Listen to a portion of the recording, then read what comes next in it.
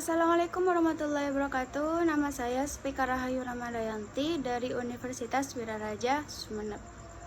Pada video kali ini saya ingin sedikit membahas tentang materi pada pertemuan pertama MSDM lanjutan, yaitu tentang disiplin kerja.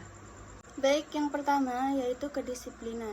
Menurut Hasibuan 2016, kedisiplinan adalah kesadaran dan kesediaan seseorang mentaati semua peraturan dan norma-norma sosial yang berlaku.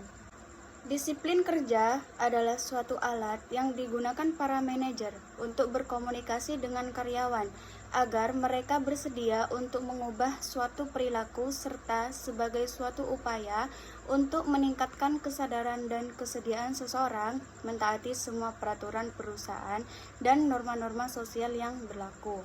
Sebagai contoh, beberapa karyawan terbiasa terlambat untuk bekerja, mengabaikan prosedur keselamatan, melalaikan pekerjaan detail yang diperlukan untuk pekerjaan mereka, tindakan yang tidak sopan ke pelanggan, atau terlibat dalam tindakan yang tidak pantas.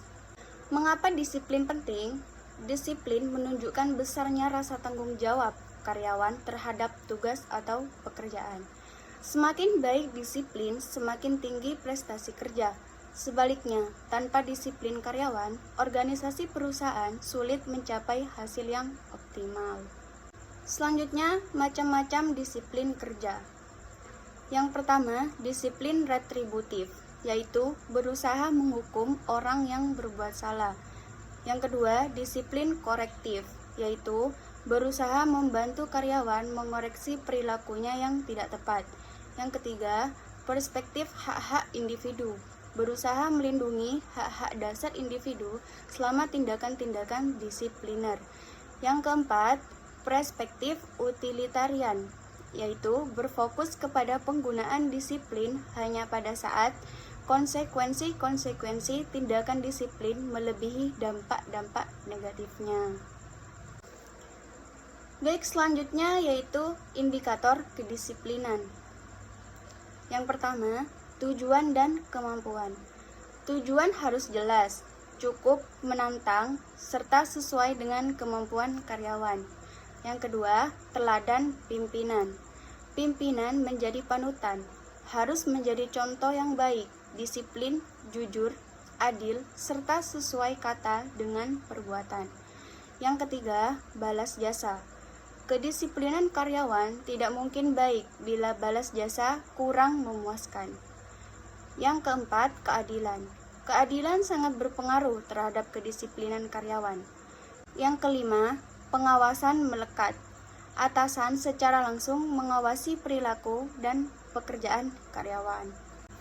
Yang keenam, sanksi hukum. Sanksi hukuman berperan penting dalam memelihara kedisiplinan karyawan. Yang ketujuh, ketegasan. Pimpinan harus tegas dan berani bertindak untuk menghukum karyawan yang tidak berdisiplin. Dan yang terakhir, hubungan kemanusiaan. Hubungan kemanusiaan yang harmonis dapat memotivasi kedisiplinan yang baik. Baik, selanjutnya yaitu aspek-aspek disiplin kerja. Yang pertama, kehadiran. Hal ini mencangkup kedatangan karyawan untuk bekerja, ketepatan waktu karyawan tempat kerja setiap harinya, dan durasi kerja penuh sesuai dengan waktu yang telah ditentukan. Yang kedua, ketaatan pada peraturan kerja. Hal ini mengenai pemahaman karyawan terhadap peraturan kerja serta mengikuti pedoman kerja yang ditetapkan oleh perusahaan. Yang ketiga, ketaatan pada standar kerja. Hal ini dapat dilihat melalui besarnya tanggung jawab karyawan yang diamanahkan kepadanya dan karyawan yang bekerja sesuai dengan fungsi serta tugasnya. Yang keempat, tingkat kewaspadaan tinggi. Karyawan yang memiliki tingkat kewaspadaan tinggi akan selalu berhati-hati, penuh perhitungan dan ketelitian dalam bekerja, serta selalu menggunakan sesuatu secara efektif dan efisien. Dan yang kelima, bekerja etis, yaitu menunjukkan sikap dan perilaku yang baik dalam bekerja, kesopanan dan kejujuran karyawan, serta saling menghargai antar sesama karyawan. Selanjutnya, faktor-faktor disiplin kerja. Yang pertama, besar kecilnya pemberian kompensasi. Yang kedua, ada tidaknya keteladanan pimpinan dalam perusahaan. Yang ketiga, ada tidaknya aturan pasti yang dapat dijadikan pegangan. Yang keempat, keberanian pimpinan dalam mengambil tindakan. Yang kelima, ada tidaknya pengawasan pimpinan. Yang keenam, ada tidaknya perhatian kepada karyawan. Yang terakhir, diciptakan kebiasaan-kebiasaan yang mendukung tegaknya disiplin.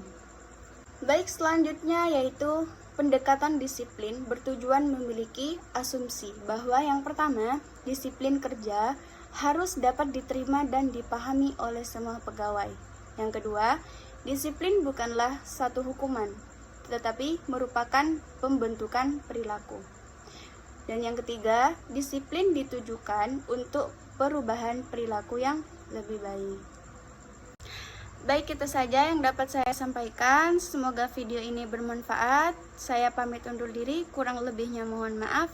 Wassalamualaikum warahmatullahi wabarakatuh.